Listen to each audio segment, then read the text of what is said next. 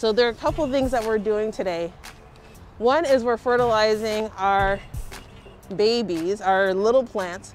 We planted most of them between mid-September to mid-October. So they're growing and they're probably hungry now. So we also need to feed our plant babies. So do you guys remember what these numbers on the front have to do with? NPK ratio, very good. So if you look on the front, it says 3:2:2. That's the nitrogen, potassium, phosphorus ratio, or phosphorus potassium ratio. Here we are. So we're going into the garden, and we're just gonna spray this like we're gonna water the plants, but instead we're gonna water with the fertilizer. I don't know if you guys noticed these lettuces. They were doing a little bit of wilting when I was here yesterday. It could be just because they're too warm, like maybe they're ready to be transferred to a shade house in a bigger space. Because if we take a look at the bottom of this one, oh, it's dry. Look at this, how dry this is. But you can also look and see the roots are going all the way to the bottom. So the roots are already saturated this area. Welcome, brother. So when they're saturated, do they need like a bigger container? You got it. Okay. You got it. It really is about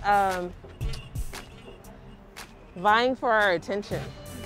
And what you're doing in this space right now is redirecting your attention to how things grow, where things come from. And so by doing that, your eyes will be open, right? You go to there are certain parts of the produce section that you just always avoid because you never knew. And then all of a sudden you recognize what ginger and turmeric look like, right? But before you didn't, right. You know, right?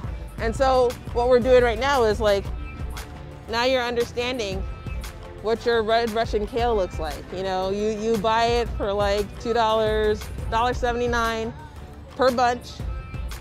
And this is what it takes to grow it. I mean, this is small scale. We're not professionals. We're making it happen on our own.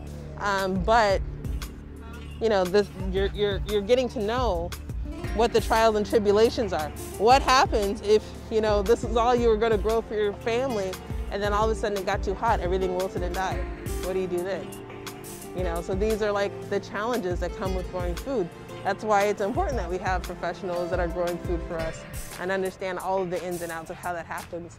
But, you know, as you're growing and getting bigger and bigger, you have to make concessions. There are trade-offs about what you're doing and why you're doing it, and, you know, you're balancing all those things. It's a hard decision.